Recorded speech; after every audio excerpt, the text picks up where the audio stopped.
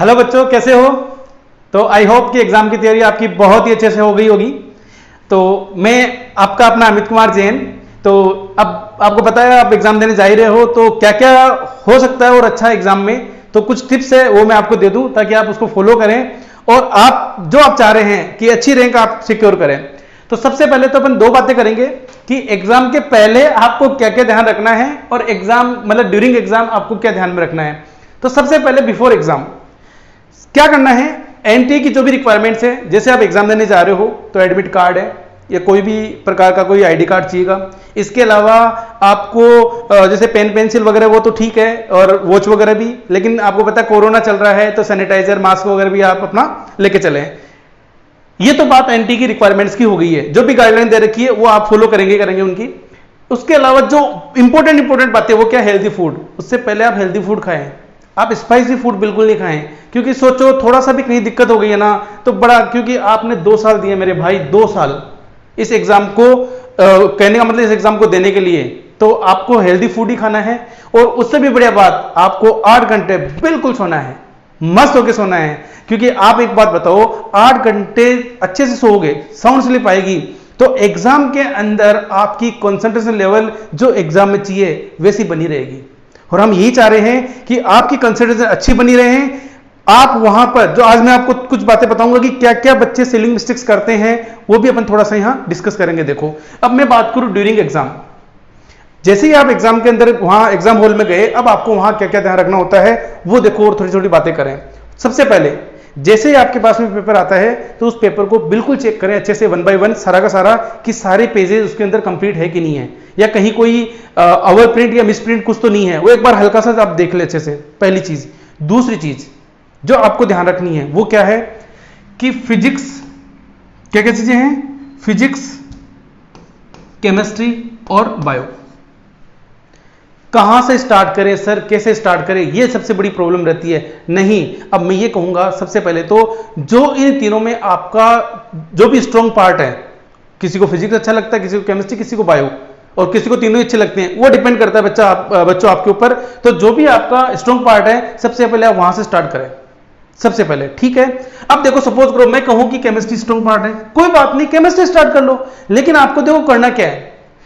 पहली चीज तो आप दिमाग में ये नहीं रखें कि पेपर देखते ही अरे ये तो हार्ड है मेरे से नहीं होगा, या ये इजी है ये तो बड़ा मजा आ गया। नहीं, दोनों साइड में ही आप ये सोच के चले, अगर हार्ड है तो सबके लिए हार्ड है, इजी है तो फिर सबके लिए इजी है। क्लियर हुई बात? तो क्योंकि होता क्या है, अरे यार पेपर हार्ड है कि मेरे से ये होगा ही नहीं, क्योंकि अपना माइंड सेट करके चलते हैं कि मुझे इतने नंबर तो लाने ही है। नहीं भाई, ये कॉम्पिटिटिव एग्जाम है, यहां पे नंबर का गेम नहीं है, यहां पे रैंक का गेम है कि अगर मेरे लिए हार्ड है तो पड़ोसी वाले के लिए भी हार्ड होगा।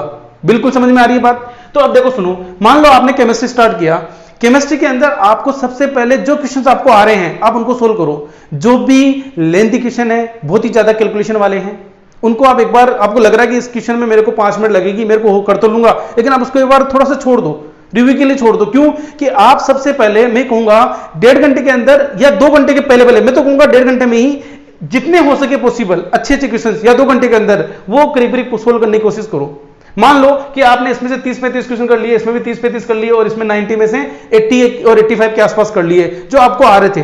तो सबसे पहले सोचो कि 2 घंटे के अंदर आपने सारे क्वेश्चंस किए हैं, तो आपका कॉन्फिडेंस लेवल बिल्कुल 7वें आसमान पे होगा, बस मेरा सिलेक्शन तो हो गया है। अब आपके पास में जो टाइम बचा है उसके अंदर आपने जो क्वेश्चन छोड़े हैं, आपको लग रहा है कि कैलकुलेटिव है मेरे को करना है, उनको आप करते हुए चले गए, लेकिन ये सारा काम आपको 2.25 घंटे के अंदर अंदर कर लेना है। क्यों कि लास्ट के 15 मिनट आप रिलैक्स होकर के, क्या कि कोई कैलकुलेशन मुझे दोबारा देखनी है, वो सारी बातें आप एक बार वापस चेक कर ले, ठीक है। अच्छा, क्या क्या चीजें आपको ध्यान में रखनी है जो मैं बता रहा हूं, वो 2-3 पॉइंट। पहली चीज, आपको करेक्ट और इनकरेक्ट वाली चीजें, कि कहीं करेक्ट लिखा है कि इनकरेक्ट लिखा है, ट्रू या फॉल्स लिखा है, जो भी है इन पे फोकस करें। ये बड़ी दिक्कत आती है पहली चीज तो, क्योंकि हुआ क्या, इनकरेक्ट पूछा है आपने, जल्दीबाजी में करेक्ट पढ़ते उसका आंसर दे दिया है। इन चीजों का एक तो ध्यान रखें। दूसरा चीज कि जब भी आप कैलकुलेशन करें तो कुछ चीजें ऐसी आती है, जैसे मान लो कि 1 2 3 4 है, ठीक है, आपका आंसर आया 4, कहीं कैलकुलेट किया, आंसर इन द सेंस जो भी कैलकुलेशन से 4 आया, ठीक है, ऑप्शन दे रखा 4 3 2 1। अब आप जल्दीबाजी में इसको टिक ना कर दें, क्योंकि आपको तो 4 जो आया है वो करना है ना, तो आंसर तो फर्स्ट होगा ना। ये चीजें, क्योंकि देखो होगा क्या, पढ़ते सब है, ये सिलिंग मिस्टेक से बच जाओगे ना तो अपना सिलेक्शन विद रैंक मजा आ जाएगा आपको। समझ में आया बात बिल्कुल अच्छे से। अब लास्ट अपना जो हथियार है वो है ओमार। तो ओमार के अंदर आपको क्या करना है वो सुनो। सबसे पहले जो अपना रोल नंबर है उसको अच्छे से फिल करें, बिल्कुल बिना किसी दिक्कत के, कि स्ट्रेस नहीं रखें, क्योंकि उसमें अगर गलत भर दिया तो फिर आपने 2 साल जो भी कुछ किया या 3 घंटे अभी कुछ किया सब बेकार है। उसको आराम से, इसके अलावा जो भी बबल आपको फिल करने हैं according to the anti guideline उसके अकॉर्डिंग आपको फिल करने हैं, ना उस बबल को ज्यादा फिल करना है ना उसको कम फिल करना है, क्योंकि आपको पता है जब ओमार पढ़ ही नहीं पाएगी तो अपना वो क्वेश्चन काउंट ही नहीं करेंगे वो। तो इन चीजों का एक तो अच्छे से ध्यान रखना है। और साथ ही साथ आपको सारा का सारा कॉन्फिडेंस के साथ में पूरा एग्जाम पूरा रिलैक्स होते हुए और कॉन्फिडेंस के साथ में देना है।